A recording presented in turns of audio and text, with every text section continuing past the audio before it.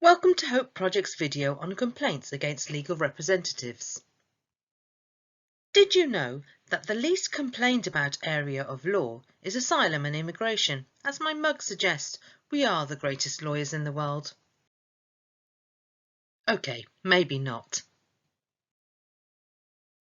Here are a few of the reasons why migrants don't complain.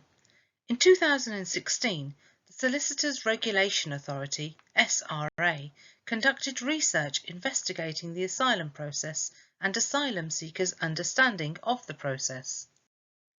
That report found some concerning trends and practices, such as asylum seekers not understanding the difference between advisors, not knowing that they could complain and fear of repercussions if they did complain, solicitors using interpreters to introduce new clients, poor or misinformed referrals by community groups, friends and other asylum seekers, including poor advice and knowledge of the process by both asylum seekers and advisors. So in this video, we would like to put you on the right path. There are four main institutions or regulators to which a complaint can be made: the SRA, the Institute of Chartered Legal Executives, or SILEX, the Office of the Immigration Services Commissioner, or OISC, also known as OISC, and the Legal Ombudsman. The SRA regulates solicitors and law firms, managers or employees, and registered lawyers outside of the UK. SILEX only regulate chartered legal executives. You may complain about solicitors and barristers to the Legal Ombudsman. Their job is to look at complaints in a fair and independent way. They will not take sides and are unable to provide legal advice. This means that you can complain to the Legal Ombudsman as well as or instead of the SRA or SILEX, but we will discuss that later on. The OISC regulates immigration advisors, ensuring they are fit and competent and act in the best interest of their clients. As you will see, it is important you find out who regulates the person giving you advice. The best way to work this out is to refer to their client care letter. This should be the very first letter they sent you after you met with them. It should set out what you told them and their plan of action. It also explains costs and who to complain to if you are dissatisfied with their service. But the first step in the process is to make a complaint to your representative. This is important as the matter might be resolved immediately, or it might be a simple miscommunication or a misunderstanding. Gather as much information and evidence that you can. This means keeping letters and emails they sent you. Write down what documents you gave them and keep receipts of any money you paid. Put your complaint in writing. Here is an example of a letter which can be found on the Legal Ombudsman website. Make a complaint as soon as possible, once you are clear what the issue is and while it is fresh in your mind. Be clear on what your complaint is about and how you would like it to be resolved. Keep a note of the relevant points that you would like to address. Make a note of who you spoke to and what was said. This will come in handy if you need to chase your complaint up or take it further. Remember to keep calm and be polite. Even though you may be frustrated, it is much easier to get the result you want by being reasonable. Give them some time to resolve your complaint. The Legal Ombudsman suggests up to 8 weeks.